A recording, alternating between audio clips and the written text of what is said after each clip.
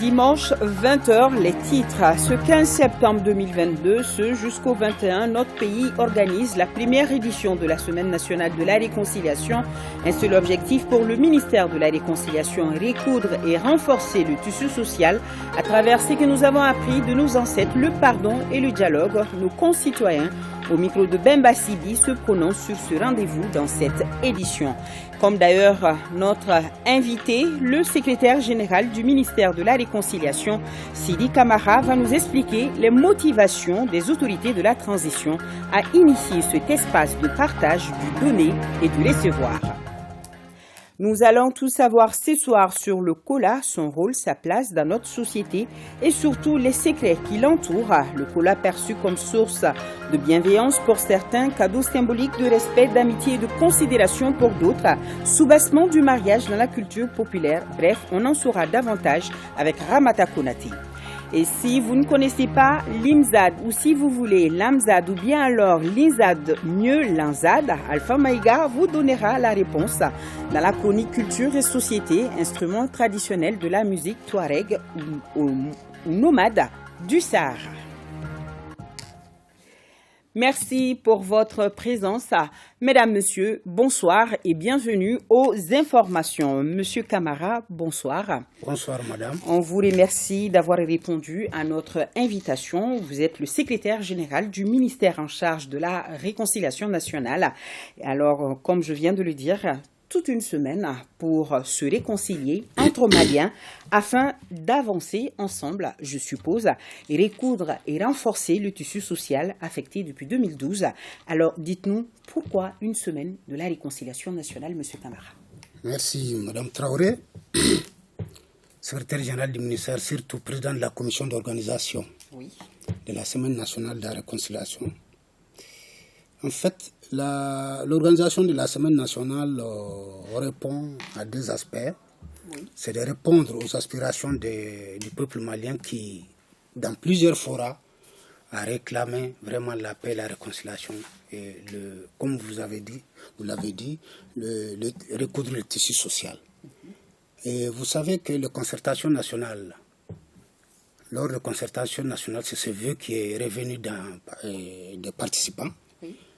Mais au-delà, le ministère a élaboré une stratégie nationale de la réconciliation dont la vision est bâtir une nation forte, unie et réconciliée dans sa diversité et dans le dialogue et le vivre ensemble d'ici 2031. Donc, ceci dit, il y a aussi une loi d'entente qui a été adoptée qui, à son article 7, institue la Semaine nationale de la réconciliation. Et l'article 8 prévoit que c'est le ministre de la Réconciliation qui, par un arrêté, fixe la période. Et c'est ce qui a été fait. Donc, du 15, le ministre l'a fixé du 15 au 21 septembre 2000, de chaque année, en réalité. De chaque année. Donc, ça sera en septembre. En septembre. Le 15 septembre. Et ça, c'est la première édition. Voilà. Donc, la motivation, c'est de répondre aux aspirations du peuple malien et de répondre aux politiques mises en place en matière de paix et de réconciliation. Alors, où en êtes-vous avec les préparatifs de la semaine et à quel coût, M. Camara? Donc, nous sommes, dès que l'arrêté a fixé la période, le ministre a pris une décision pour mettre la commission en place, qui est constituée de la primature de la présidence de 15 à 16 ministères et de structures chargées d'appui à la réconciliation nationale du ministère. Et aujourd'hui, après ça, nous avons, du point de vue préparatif, rappelons que c'est une commission nationale quand même, et c'est une semaine nationale. Ça veut dire quoi? C'est toutes les composantes, toutes les régions du Mali qui sont concernées, et y compris les territoires maliens à l'extérieur, parce que les ambassades sont considérées comme des territoires maliens à l'extérieur. Donc c'est les consulats, les ambassades et sur toute l'étendue du territoire. Ça, c'est le premier aspect. Donc le ministre a procédé au lancement. Après la mise en place de la commission, c'était le 4 septembre si je ne m'abuse, et à partir de là, la commission a travaillé à sortir un programme. Alors, quelle est la thématique que vous avez choisie pour cette première édition? La thématique choisie, c'est faisons de la diversité un atout pour la cohésion sociale au Mali. Faisons de la diversité un atout social. Un atout, voilà. pour la cohésion sociale au Mali, parce que nous savons que c'est un pays divers, multiculturel, multiracial, plusieurs régions, religions, et même les régions ne sont pas dotées à la même enseigne, parce qu'au regard des conditions climatiques et géographiques, il y a des régions qui ont été gâtées peut-être par la nature, entre guillemets, et d'autres quand même n'ont pas eu la même chance. Donc cette diversité fait que il faut pas en faire un facteur de cloisonnement, de division, plutôt travailler à faire un facteur de cohésion sociale. Alors, pensez-vous justement au nom de cette diversité que cette semaine suffira à ramener la paix au Mali? Voilà, c'est une bonne question, madame, parce que en fait, c'est dans d'autres lieux, je l'ai dit. Il ne faut pas que le 22 ou le 23, on vienne nous dire, bon, voilà, la semaine s'est passée, et après, voilà que les Maliens ne sont pas réconciliés. Non. La semaine, c'est un cadre pour rappeler aux Maliens les questions qui les préoccupent. Les questions de fracture sociale, les questions de violence et les questions de conflit. Leur a rappelé cela. Et leur a rappelé aussi qu'on a tous les atouts pour les conjurer. Donc c'est un cadre de rappel, ce n'est pas, depuis 1960 jusqu'ici, je crois que ce n'est pas une semaine qui suffira pour réconcilier les Maliens. Mais ce qui peut être fait entre 2 semaines, c'est-à-dire 2022 et 2023, donc on voudrait que la semaine ait un impact sur le comportement futur des Maliens au lendemain du 23-24. Donc le résultat immédiat de la semaine n'est pas de réconcilier les Maliens, mais c'est créer un cadre pour que les Maliens puissent se parler, être informés de leur situation conflictuelle et voir ensemble ce qui peut être fait. Tout à fait. Et si vous me le permettez, nous sommes allés recueillir justement les avis et réactions de certains de nos concitoyens sur l'organisation de cette semaine nationale de la réconciliation. Beaucoup vous félicitent déjà car ils apprécient l'initiative et proposent des pistes à explorer pour la réussite du processus de réconciliation enclenché par nos autorités. Bemba Sibi a sillonné la ville, suivant ce qu'il nous ramène. Bon, ministère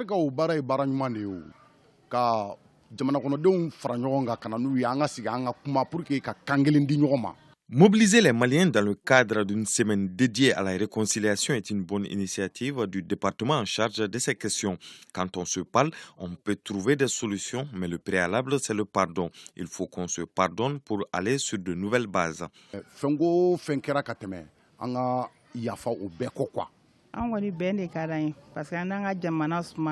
Il faut une paix et une réconciliation durable pour envisager le développement du Mali. Pour concrétiser cela, chaque Malien doit soutenir les actions de la transition, car les autorités actuelles sont dans cette dynamique.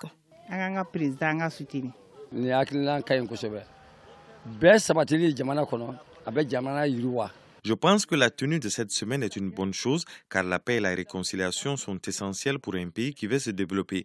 Je pense que pour que ce soit une réalité, il faut prendre en compte l'avis des chefs coutumiers qui sont au contact de la population.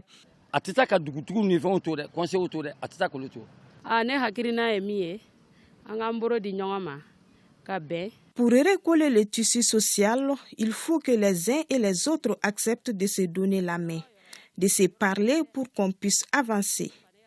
Il le faut pour atténuer la situation économique actuelle.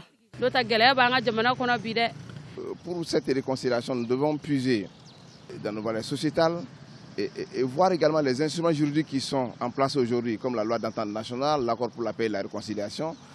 Il s'agit de vulgariser ces instruments-là, à mon avis, pour que le commun des Maliens puisse savoir exactement quelle est la vision au niveau national de la réconciliation, quels sont les instruments qu'on a et comment ça doit être mis en œuvre. La Semaine nationale de la réconciliation, c'est une très bonne chose.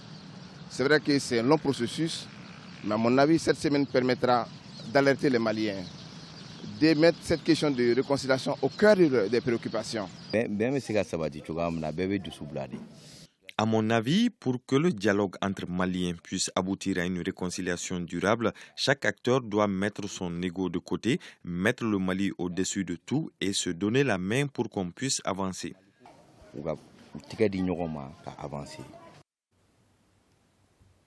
Se pardonner, se donner la main pour avancer, vous venez de les entendre. Réaction, M. Camara? Moi, je crois que je ne les avais pas vus, mais je crois qu'on est sur la même longueur d'onde. Et surtout que j'ai bien dit que c'est une aspiration du peuple malien. Et voilà, c'est ce qui vient d'être matérialisé. Oui, ça a été dit. Mais dites-nous, Monsieur Camara, si je ne me trompe, cette semaine ne va pas empiéter sur les rôles et missions de la CVJR qui organise sur votre tutelle le ministère, les audiences publiques qui sont également un véritable lieu de dialogue et de pardon, de réconciliation, Monsieur Camara? Bon, la CVJR, c'est une de nos structures. Oui. Bon, c'est vrai que c'est une autorité administrative indépendante. Oui. Mais ça relève du ministère de la Réconciliation. Tout à fait. Je crois que la CVJR, comme son nom l'indique, travaille à faire éclater ce qui s'est passé. Tout à fait. Se pardonner, se réconcilier, voilà. c'est ça leur objectif également. D'abord, c'est de savoir ce qui s'est passé, mettre à nu ce qui s'est passé. Et à partir de là, crever l'abcès, comme on le dit, et aller à la justice et au pardon. C'est-à-dire, la justice, c'est quoi? C'est que le bourreau reconnaisse qu'il est fautif et que la victime puisse lui pardonner sur cette vérité. Donc, c'est différent de la semaine de la réconciliation, parce que la semaine c'est en fait une partie intégrante de la semaine de la réconciliation, parce qu'au cours de la semaine de la réconciliation, c'est quoi? C'est d'abord l'information et la sensibilisation. Justement, j'allais vous demander, donc les activités feront peut-être que ça va différer. C'est quoi différer. Les activités? Les activités, il y en a beaucoup, parce que c'est toute une semaine. Mais la première des activités, c'est l'information des Maliens sur la situation de paix et de réconciliation. Et les mécanismes de leur règlement, les politiques en cours pour cela. Donc ça, c'est la première des choses. La preuve est qu'il y aura une émission, peut-être vous allez prêter votre plateau à nous, oui, sur... L'RTM est un service public, oui. Voilà, sur la stratégie nationale de la réconciliation, par exemple. Oui. Ça, c'est une politique gouvernementale, donc, que les Maliens doivent connaître davantage. Et à partir de là, je crois qu'il y a autre activité de sensibilisation d'information sur, par exemple, l'accord pour la paix et la réconciliation, de concours, par exemple, pour savoir le degré de connaissance des Maliens de l'accord, et d'autres débats sur les conflits, leurs mécanismes endogènes, des règlements, ainsi de suite. Mais en plus, il y aura des gestes de solidarité. Oui. Par exemple, nous avons voulu que ce soit national, donc aujourd'hui, il y a des déplacés internes. Peut-être vous et moi, nous sommes un peu plus ou moins à l'aise, mais nous savons que d'autres Maliens sont en brousse, et ainsi de suite. Donc pour leur dire que non, on ne les a pas oubliés, le Mali c'est pour nous tous. Donc un don de céréales et de kits de dignité, un don de sang, par exemple, à l'endroit des blessés de guerre, des victimes de guerre. Et toutes ces activités-là, ça va se passer où? À travers la ville, c'est ça? Bamako, toutes les régions, les ambassades et les consulats. Oui, vous l'avez dit en début de ce jeu. Alors, rapidement, comme message clé, M. Camara, qui doit-on retenir? Bon, le message clé. Peut-être inviter les Maliens à prendre part à cette semaine nationale? J'ai toujours dit, les Mali, j'ai aimé dire ça. Oui. Retrouvons-nous dans un stade de football. Oui. Dans un stade, je n'ai pas besoin de votre couleur. Oui. De votre religion, de votre langue, oui, de votre région d'origine. Ce qui nous préoccupe, nous tous, c'est le ballon. Et le Mali, c'est le ballon. Regardons dans la direction du ballon. Qu'il soit dans le décor ou à l'intérieur du terrain, il faut que le Malien, sans distinction autre, regarde le Mali. Et joue en équipe. Joue en équipe. Laisse toutes les différences. Tout à fait. Voilà. Donc c'est un peu le message que je veux. Donc ça veut dire quoi? Lors de la semaine, il faut que tout le monde soit au rendez-vous. Rendez-vous du don de sang, rendez-vous de tous les gestes de solidarité. Il y a un aspect quand même, c'est un pays béni, le Mali. Oui. Nous avons prévu quand même que nos religieux, tous bords confondus, toutes confessions confondues, fassent des prières les vendredis et les dimanches. Donc nous voudrions que les Maliens soient au rendez-vous de la prière, au rendez-vous des prêches et des sermons, au rendez-vous du don de sang, au rendez-vous de la mobilisation pour le Mali. Voilà, le message est dit. Je vous remercie en tout cas et je rappelle le rendez-vous le 15 septembre, jeudi prochain, pour le lancement officiel de la semaine de la réconciliation nationale sous la présidence de Monsieur le ministre ou bien Monsieur le président de la transition. Bon, on souhaite avoir le président de la transition. Ben voilà, l'appel est lancé et j'espère qu'il va vous entendre. Voilà, c'était là notre invité de ce 20h et je rappelle aussi Monsieur Camara, le 21 septembre, c'est la journée mondiale de la paix et le 22 septembre, c'est la journée de l'indépendance. Voilà. Alors, je ne sais pas si vous l'avez fait, c'est un hasard. La semaine n'a pas été, c'est pas innocent. Ça a fait l'objet de beaucoup de réflexions. Tout à fait. Pour aboutir au 21 septembre et au 22 septembre. Ah ben voilà, donc le mois de septembre bien rempli pour les Maliens. Merci en tout cas, c'est à nous de vous remercier. Merci encore. C'était notre invité du 20h dimanche en la personne de Monsieur Sidi Camara, secrétaire général du ministère en charge de la réconciliation nationale. Voyons la correspondance depuis Bougouni de la fin de la visite du ministre délégué chargé de l'action humanitaire, de la solidarité des réfugiés et des déplacés. Le ministre Oumarou Diarra a rencontré les partenaires et les ONG évoluant dans l'humanitaire dans la région. Jafar Aïdara, Abdul Karim Konaté, Djibril Bagayou. Le ministre Oumarou Diarra a d'abord visité les vestibules de la chefferie traditionnelle de Bougouni avant de rencontrer les services techniques relevant de son département, les ONG et les partenaires évoluant dans le domaine de l'humanitaire dans la région de Bougouni. Les échanges ont porté entre autres sur la spécificité des actions menées de chaque ONG sur le terrain. Le président de la transition, son excellence le colonel Assimi Goïta, nous a laissé des messages très importants. Tout ce qui peut nuire à la sécurité de nos populations, à la souveraineté de l'État malien, doit être combattu. Donc pour cela, il s'agissait d'échanger avec ses partenaires humanitaires, ses acteurs humanitaires, qu'ils comprennent qu'aujourd'hui, à travers l'accord cadre qui les lie à l'État malien, ils doivent inscrire l'ensemble des actions qu'ils mènent dans la région de Bougouni sous le leadership du gouverneur de la région. Quand j'ai visité le nouveau vestibule de Bougouni qui a été initié par le gouverneur et avec l'accompagnement de l'ensemble de la population de Bougouni et surtout de notre département à travers ma grande-sœur, Mme Adja Jamnatou Sangaré, que ce vestibule verra le jour, sinon a déjà vu le jour, Inch'Allah, nous disons vivement l'inauguration dans les prochains jours à venir. Cette visite a permis au ministre, à travers la Fondation 221, de remettre des matériels médicaux d'une valeur de plus de 300 millions de francs CFA.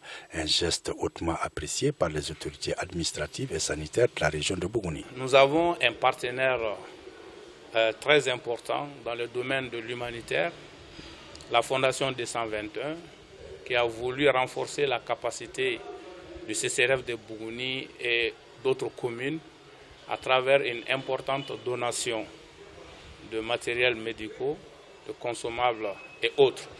Donc nous avons aussi magnifié cette cérémonie de remise par notre présence. La visite du ministre a pris fin par la remise d'une moto à la Direction régionale du développement social. Journée citoyenne de la forçade civile dans les régions de San et Ségou. La Fédération des organisations et regroupements de soutien aux actions de la transition explique la nouvelle loi électorale à l'intérieur du Mali. Les détails avec Jacqueline Dako, Moussa Fofana avec la collaboration de ERTM 100.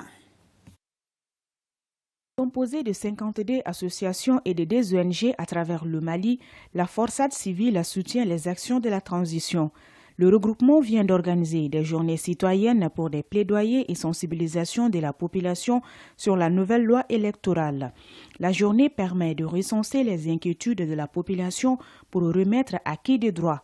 Au cours de la cérémonie, il a été question de se mobiliser et de resserrer les rangs derrière les autorités de la transition dans l'intérêt commun de tous. Si les gens s'approprient cette nouvelle loi, ils sauront que tout se passe normalement dans la transparence. Nous avons tous un rôle à jouer dans cela et certainement ça va apaiser beaucoup de choses. En tant que société civile, parler primo de la nouvelle loi électorale, secondo parler des maux qui minent notre société, comme vous l'avez dit, surtout du rôle de la société civile dans la refondation de notre nation. Dans les différentes interventions, les autorités administratives de San et de Ségou n'ont pas caché leur joie face à cette action citoyenne de la forçade civile, à savoir la vulgarisation de la nouvelle loi électorale. Comme vous le savez déjà, le fondement de toute république étant la démocratie participative, les élections en constituent les meilleurs remparts. L'activité de ce matin, initiée par la forçade civile, renforce amplement la conviction de l'ensemble des populations de Sang de voir émerger ce beau pays vers l'inexorable destin de pacification et de développement amorcé ces derniers temps par les plus hautes autorités de la République du Mali. Elle participe de la prise de conscience des populations, de leur rôle et de l'importance des communautés dans le devenir du Mali que nous voulons tant bâtir. Et il est important que dès à présent, chacun de nous puisse s'approprier l'essentiel de la loi. Puisque les prochaines élections seront gérées sous l'empire de cette loi. Une cérémonie riche en couleurs, la forçade civile entend faire le tour du Mali pour que chaque Malien, où qu'il se trouve, s'approprie le contenu de la nouvelle loi électorale. La plateforme Fusil Mali a organisé ce samedi avec les personnes en situation de handicap une manifestation pour soutenir également la transition. Mohamed Sankari nous en parle. Ils sont nombreux à sortir pour cette manifestation de soutien à la transition. Les personnes vivant avec handicap du quartier de Banakabougou en commune 6 ont exprimé leur volonté de soutenir les autorités de la transition face à leur détermination à promouvoir les droits des personnes handicapées au Mali. Le décret d'application de la loi du 12 juin 2018 en est une illustration. Nous sommes des sujets de droit et non des sujets de pitié aujourd'hui. C'est pourquoi nous voulons monter un peu au créneau. Mais nous sommes déjà satisfaits parce qu'avec la ratification de ces conventions, avec la promulgation de ces lois, nous sommes très contents, nous sommes très satisfaits. Nous savons que la transition a fait le chemin et que la transition a fait beaucoup de choses pour nous. Nous sommes au CNT et nous allons y être partout. Les handicapés de la commune 6, en réponse à leur appel, parce qu'ils ont su qu'on a agi, on a posé beaucoup d'actes pour le bien-être des handicapés en République du Mali.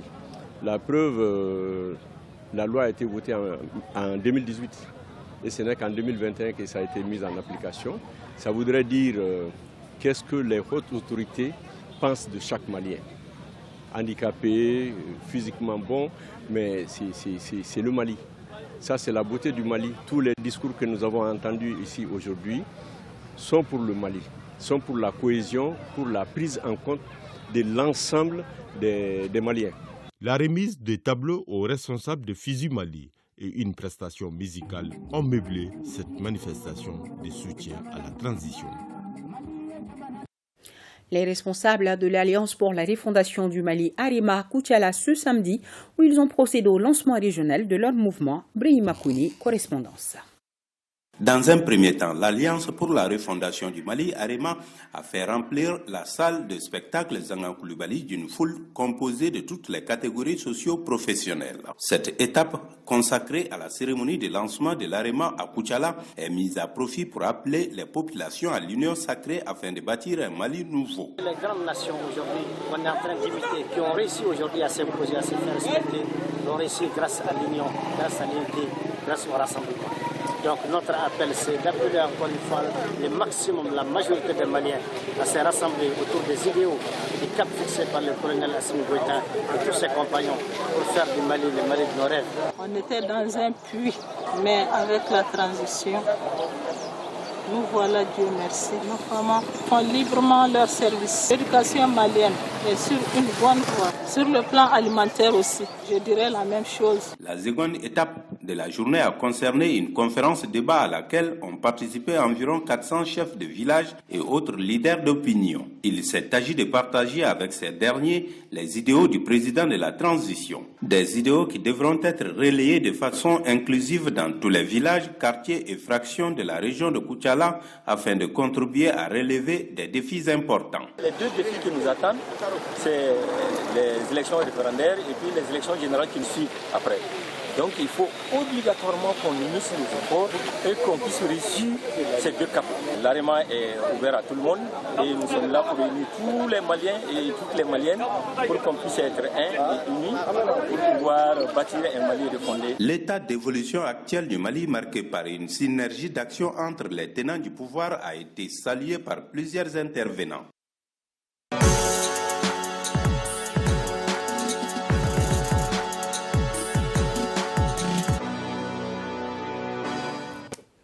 Partons à Ségou pour parler du Kola, son rôle et sa place et les secrets qui l'entourent.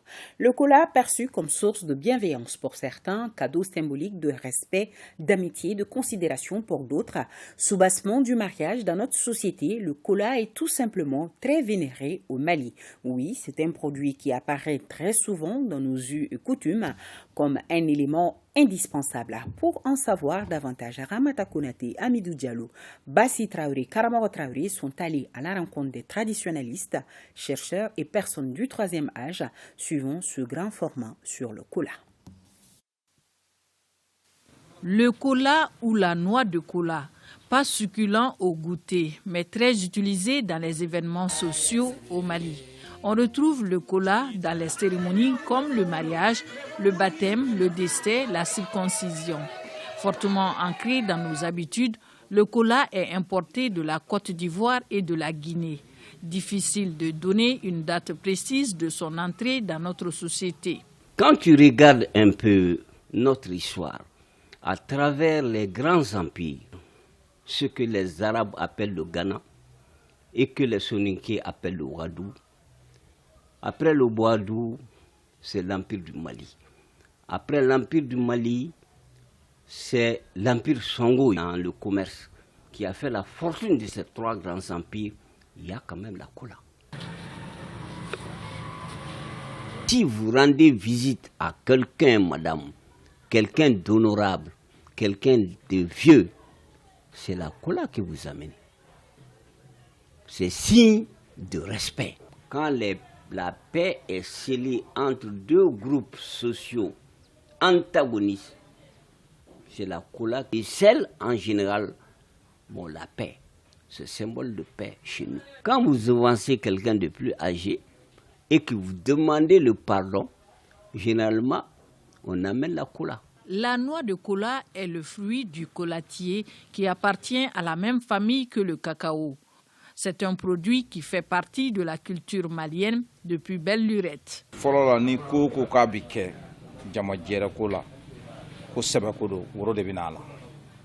Donc ni bina ko kɛ laɲini na ka se ka fɛn dɔ fara ɲɔgɔn kan k'a kɛ fɛn ɲuman ye woro de bɛ ye fɔlɔ donc o kɔrɔ i nakun i bɛna kuma ɲini ka sɔrɔ k'i dantigɛ k'i nakun fɔ an ka fɔlɔ ko bɛɛ ne bɛ muso ɲini i bɛ taa ni woro de ye bon woroden da bɛ se ka kɛ muso kɛ halala ye miliyɔn tɛ kɛ halala ye parce que woro de bɛ kɛ halala ye parce que mun don an nana sɔrɔ o cogo la ne b'a fɛ ka dɔnni ɲini fɔlɔ makɔrɔba fɛ donc i bɛ taa ni woro ye i bɛ woro d'a ma a bɛ to o la donc don dɔ a bɛ ka dɔnni di e ma i b'a sɔrɔ o la wari t'a sɔrɔ. Ce que nous appelons la géomancie, en bas fama tiɲɛ, il n'y a pas de géomancie sans Kola. Quand le géomancien voit ton avenir, il te dira toujours des sacrifices. Et parmi ces sacrifices, il y a forcément la Kola. La noix de Kola est très vénérée au Mali et utilisée à plusieurs fins. Ne nana sokunguru de san. Bon, sokunguru b'a kɛ ka ko caman dilan. Bon, ne tɛ se ka n da sɔrɔ moriw ka kuma ye. Adamadenya ye fɛn min kani, maa kelen da bɛɛ ye fɛn min kani, o kɔrɔ fɛn ɲumanba don. E ɲɛ b'a woro n'a fɛn denmisɛnnin fitinin a taamatangani n'a ye woro ye i b'a fɔ k'a dɔ da ale ma ko ale b'a ɲini. N'a fɛn yɛrɛ dɔ fɛn dɔw don o tɛ sɔn ka ɲini nka o b'o woro ɲini. Le Kola, avec ses deux faces très soudées, est plus utilisé dans le mariage que dans les autres événements sociaux au Mali. Tout un symbole selon nos sources. Fo cɛ ni muso ka fara ɲɔgɔn kan olu de bɛ kɛ du ye. O de kama an ka mɔgɔkɔrɔbaw ye woro choisi parce que woro ye fɛn fila nɔrɔlen de ye ɲɔgɔn na. K'a jira k'a fɔ cɛ ni muso aw kan ka ɲɔgɔn minɛ de ka kɛ kelen ye ka kɛ baden ye ka kɛ sinji ye ka kɛ teri ye n'o kɛra a ka sigi a bɛ diya. On peut consommer le cola à tout âge, mais ses plus grands fans sont les jeunes la plupart du temps dans la clandestinité et les personnes du troisième âge. Nere yeworo nyimni kala moke defe. Depo wat la fo bi. Nebe woro nyimi. Nebe woro nyima ka cha san deben time bi. Ni dumuni ke ni woro kuna man tro ko nyimi drama na obe lafiya ko. Ali ni itara yorla sa jimi mandi ko sabe. Ni ye woro nyimi ka tla dro ka jimi ibna ya be jigu changer da kono. D'une façon dobala ni ya dun na bi dusu nyoro ni ye woro nyimi dro mana obiteme. Côté mystique, plusieurs secrets entourent la noix de cola. Woro na dirima bani siraka walma denguni siraka o woro kadiye cogo cogo nyimiti na ija ba fere ka bo nyogona ka mo son na ija ba fere ka bo nyogona ka nyimi ngani woro nana dima furu siraka furu woro iba kulukutu mine cogo mina iba a nyimiti o de chekany parce que o mi nyini furu ngono o cheni muso ka nyogon mine anu ka nyogon kanu anu ka kelenya nyira mo do a woro chama san dogun kono atan debla de ga kungo kono aba fo na o nyimi dron alla wa dum ga kan absa kle ga barake. Offert en guise de cadeau, symbole d'amitié ou de respect, le cola est aussi utilisé dans la médecine traditionnelle, la teinture entre autres. C'est donc un produit qui a très longtemps fait partie de notre vie et continue de jouer un rôle important dans nos relations sociales.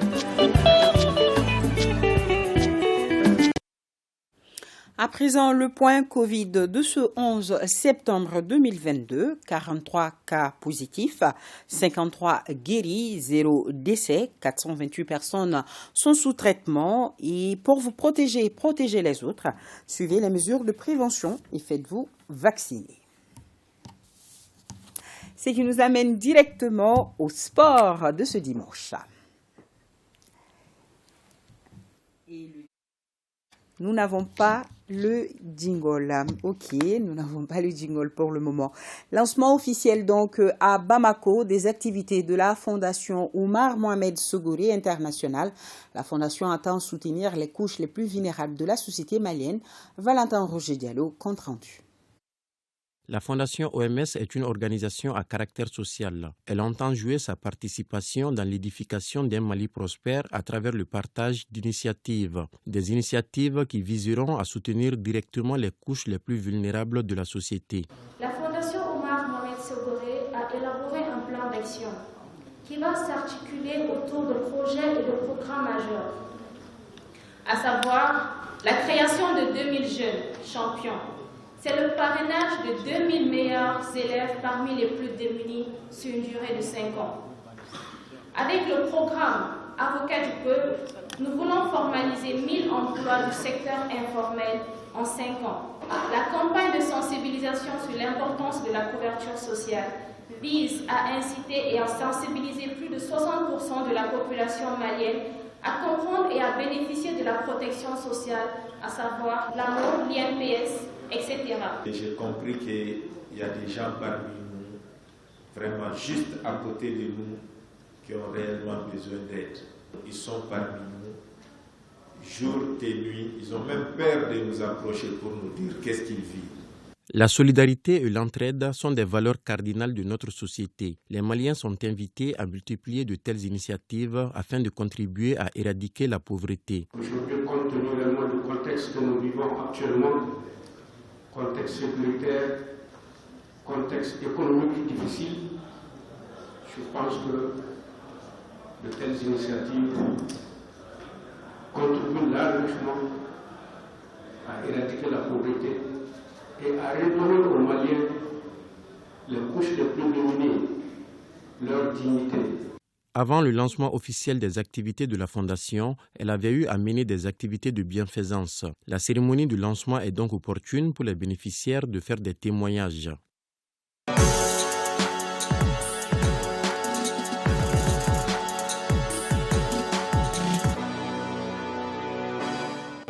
Et Et je reçois à mes côtés Siragatou Sissé. Bonsoir Siragatou. Bonsoir Nyanya Le Traoré. Alors nous allons commencer à parler de la coupe ORTM. La commune 6 s'est hisse en finale en écrasant l'équipe de Kati 3-0. C'était cet après-midi. Ah oui, victoire nette et sans bavure au stade Mamadou Konaté de la commune 6.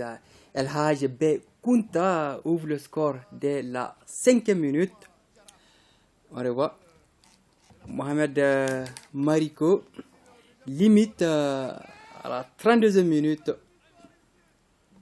Et Mohamed Kabore parachève le récital à la 85e minute. Donc, la commission s'impose avec autorité et donne rendez-vous à ses supporters le 24 septembre prochain pour une finale explosive face à la commune 4. Tenez-vous bien, Nyanya. Oui. C'est la même affiche de l'an dernier. Ça promet du feu au stade Mamadou Konaté. Alors j'espère que vous serez témoin oculaire de cette finale. Ah oui, je suis invité, je partirai. Tout à fait. À noter que cet événement va enregistrer la présence remarquée et remarquable du parrain Yacouban Tomini Diakité, président directeur général du groupe Toula International. Le match de classement aura lieu le 23 septembre entre la commune 3 et Kati. En jeu, la médaille de bronze et l'enveloppe réservée à cet effet. Une surprise. J'espère que ce sera une bonne surprise. Tout à fait. Donc la finale, commune 6, commune 4. Oui. Voilà, c'est dit. Alors, cette haute coupe, grande coupe, super coupe, colonel Assimi Goïta, les matchs de poule se sont achevés ce dimanche, c'est la gâteau. Oui, dans la poule B, au stade Modibo Keïta, Mopti a écrasé Kidal 3-0 et Sikasso a corrigé Tombouctou par le même score, 3-0. Décidément, les filets ont tremblé cet après-midi au stade Modibo Keïta, 6 au total. En attendant justement l'homologation des matchs, les demi-finales sont programmées le 14 septembre. Oui, des 3 buts partout. Tout à fait. Oui, et on va parler donc de la Coupe de la Confédération, tour préliminaire. Allez, l'AS Real entre en lice ce mardi. Oui, initialement prévu ce dimanche, le match AS Douane du Burkina Faso, AS Real se jouera finalement ce mardi. Un match délocalisé au stade de l'Amitié Générale Mathieu Kérékou de Cotonou. Les Scorpions de la Céréale, aux dernières nouvelles, sont arrivés et prêts pour ce face-à-face. Le retour est déjà prévu le 20 septembre ici à Bamako, au stade du 26 mars. Au stade du 26 mars. Super Coupe d'Afrique, Siragatou, la renaissance de Berkane. J'espère que je l'ai bien prononcé, sauf le trophée. Oui, le vainqueur de la Coupe de la Confédération, la renaissance de Berkane, a renversé le lauréat de la Ligue des Champions, le Wydad Athletic Club du Maroc, 2-0 dans le super duel 100% marocain. La renaissance de Berkane ajoute son nom au palmarès de la Super Coupe d'Afrique pour la première fois. C'est tout, c'est là tout. Et c'est qu'il fallait retenir. Merci. Et vous aimez bien sûr la musique touareg. Est-ce que vous connaissez? Non. Non, vous allez découvrir. J'aime la musique sentimentale. Ah, ok. Ah, c'est du violon. Vous allez découvrir, on va découvrir ensemble. Et vous qui nous regardez, si vous ne connaissez pas l'Imzad ou si vous voulez l'Amzad ou bien alors l'Inzad, mieux l'Anzad, Alpha Maïga va nous donner la réponse. Sachez déjà que c'est un instrument traditionnel de la musique touareg ou nomade du Sahara. Il s'agit bien du violon monocorde touareg que seules les femmes de cette tribu ont le droit de faire vibrer. Et tenez-vous bien, il a été classé patrimoine culturel immatériel de l'UNESCO depuis 1993. Malheureusement, il est aujourd'hui menacé de disparition faute de jeunes joueuses. Apprécions ensemble les sons mélodieux de l'Imzad.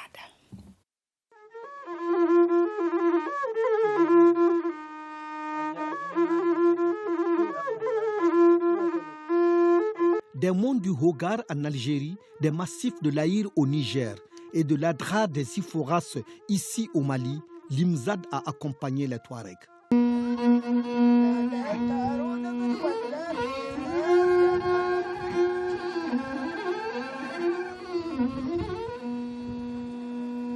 Le mot Imzad, c'est un tamashek de Kalada, on dit MZ. MZ, ça veut dire que tout simplement, c'est le chevet, le poil, le crin de cheval.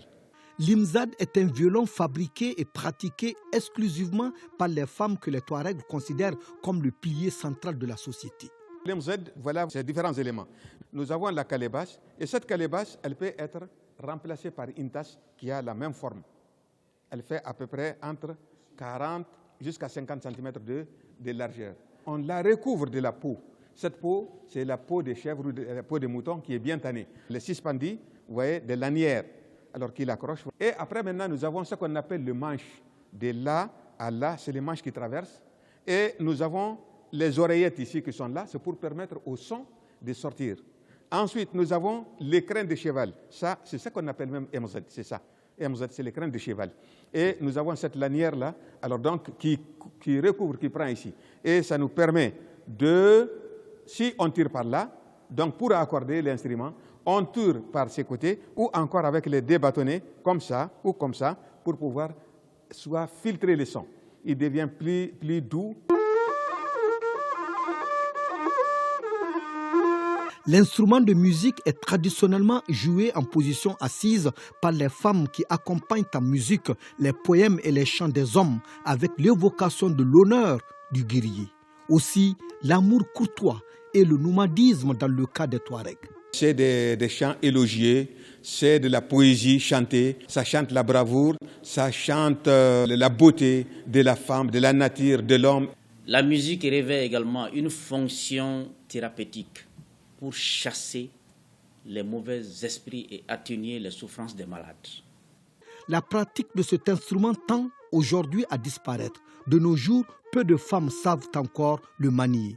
Quelques rares nostalgiques se battent contre la disparition de cet élément de culture ancestrale dans le but de permettre la promotion de l'imzad auprès des jeunes filles. En Algérie, par exemple, il y a une association qui a été créée pour sauver l'imzad. Mais effectivement, vous voyez que petit à petit, donc, il n'y a que des vieilles femmes seulement maintenant qui jouent l'imzad. Les jeunes filles, on a tendance qu'elles ne s'occupent pas de ça. Parce qu'avec la nouvelle génération qui joue surtout de la guitare, donc rares sont les femmes aujourd'hui qui jouent de cet instrument-là. Pour assurer sa promotion au regard des multiples crises qui sévissent dans le septentrion du Mali, il a été créé un centre de promotion de l'imzad à Kidal. Aujourd'hui, aux actifs de ce centre, il existe un répertoire des musiques jouées par l'imzad. Il existe également des documentaires sur l'imzad. Il existe également des CD-ROM conservés sur l'imzad. L'apprentissage et la transmission des savoirs et savoir-faire liés à l'imzad. L'imzad est également joué lors des Journées nationales du patrimoine culturel. L'imzad contribue à la promotion de la paix. Les pratiques et savoirs liés à l'imzad ont été inscrits à la liste représentative du patrimoine culturel immatériel de l'humanité par l'UNESCO. Les mêmes pratiques, savoirs et savoir-faire liés à l'imzad des communautés touaregs de l'Algérie, du Mali et du Niger ont été inscrits sur la liste du patrimoine culturel oral et immatériel de l'humanité. En 2013, le dossier était porté par l'Algérie. C'est dire alors que l'imzad, c'est l'âme de la culture touareg.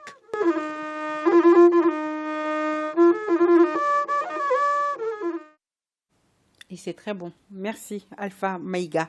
Votre émission Questions d'actualité ouvre le débat ce soir sur la 3e réunion du comité de suivi et de soutien à la transition. Une rencontre tenue à Lomé avec l'interrogation « Quelle utilité pour le Mali ?» L'on retient qu'à l'issue de cette réunion, le Mali a été félicité pour le processus de la transition et les efforts et l'appel à la solidarité a été lancé pour relever les défis. Les invités sont l'ambassadeur Boubacar Biro Diallo, directeur Afrique du ministère des Affaires étrangères et de la coopération internationale, Brahima Koulibaly, conseiller technique au ministère de l'administration territoriale et de la décentralisation, et Bamoussa Kone, directeur national de la planification du développement au ministère de l'économie et des finances. À suivre après l'émission Défense citoyenne, un débat animé par Sira Batili. Nous voilà donc à la fin de cette édition. Je vous souhaite un bon début de semaine. Demain 13h, Mariam Kone. Le 20h sera une présentation de Salimata Dao qui nous revient. Bon retour à toi, Salimata. Grand merci à nos téléspectateurs de Dja. Bonsoir à tous.